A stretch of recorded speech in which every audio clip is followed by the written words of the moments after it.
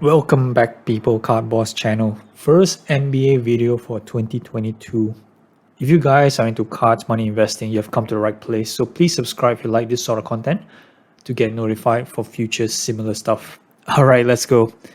So 2021 was considered quite a seesaw year in the sports card market. We started a year with a loud bang with the record-breaking sales after record-breaking sales. But once the 2021 NBA season started to wind down, so did the NBA card market, and prices didn't really recover back to its glory hour despite the turn of the season.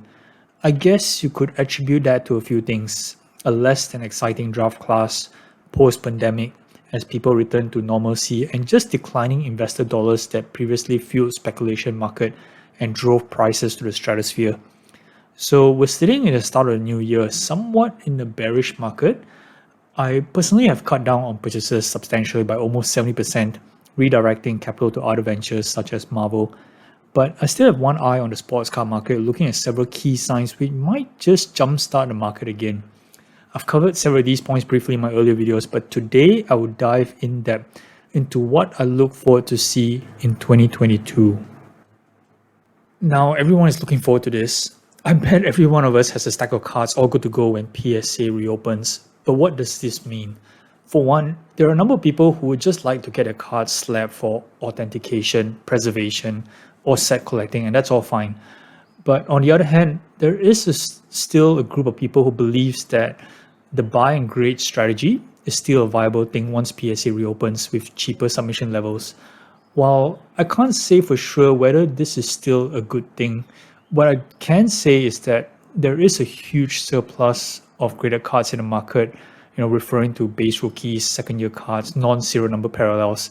It doesn't help anyone by sending more of these raw cards to PSA with the expectation of making profits when the pop count keeps on increasing.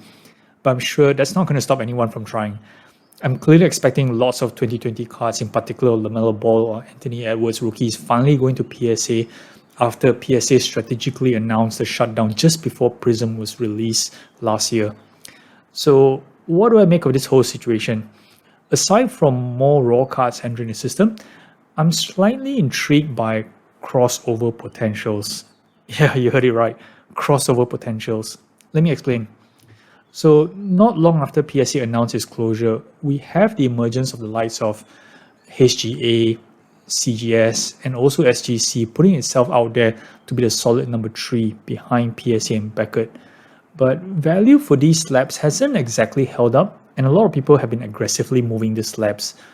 But without the option of a more financial economical option to do a crossover, there wasn't any motivation to acquire any of these alternate slabs, even at the discount that we're seeing today.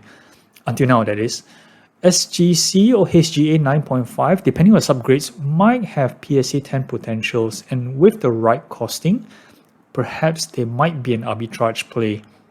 Alright, you guys might be thinking, come on, all that work for maybe 20% to 25% upside, is it worthwhile? My response, in volume, yes. But I would first examine the pop counts because we all know the inverse relationship between prices and pop count.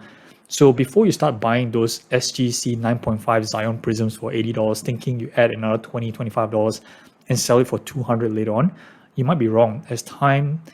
When the time you get those Zions back, it might be just a $100 card. And caveat, SGC 9.5 doesn't always guarantee a PSA 10, but you kind of get the idea where the opportunity might be, and it's something worth exploring today. If we felt 2020-2021 was a year of product overkill, get ready for another round for 2021-2022. Panini's creativity hasn't been the greatest at innovation, but what they've been good at is giving us enough spectrum of colors in the rainbow alongside animals in a zoo of the exact same card. And supposedly that was going to keep us happy. Well done, Panini.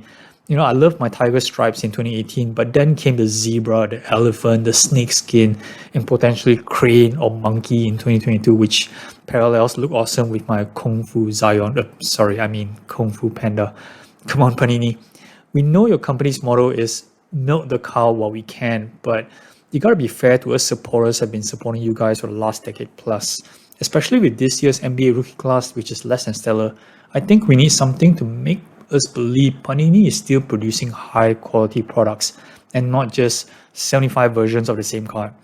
Panini knows that they are on the clock, so it will try to throw everything they have in R&D over the next few years. We're just hoping it's not the same stuff over and over again.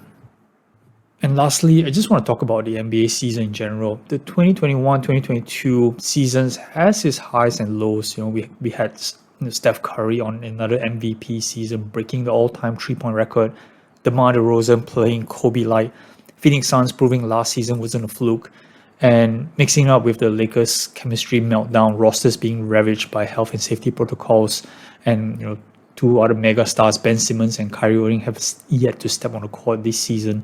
Now, occasionally we get the Ja Morant showing that he might be the next MVP. LeBron James demonstrating his motor is still going strong at 37, and the Minnesota Timberwolves getting some quality wins. But all this, and I mean all this, hasn't translated into some sort of hobby consistency. NBA prices are obviously down, and you can tell it's not due to lackluster play from the players. Yeah, for some cases like Zion or Luka, we can attribute it to injuries. But I think for the NBA card market to get back somewhat on track, we need to see some form of consistency in the season. And consistency means we don't have games where it's headlined by G League call-ups or retired veterans to start and close out games. The NBA needs more buzz like years in the past. Steph Curry can't do it all by himself. All right, that's all I have for today. Like many, I do hope that the sports card market, NBA in particular, will get some life back this year. We might need one or perhaps all of the above points that I mentioned today. But at this juncture, I'm willing to take anything positive. All right, thanks guys for watching. Card Boss out.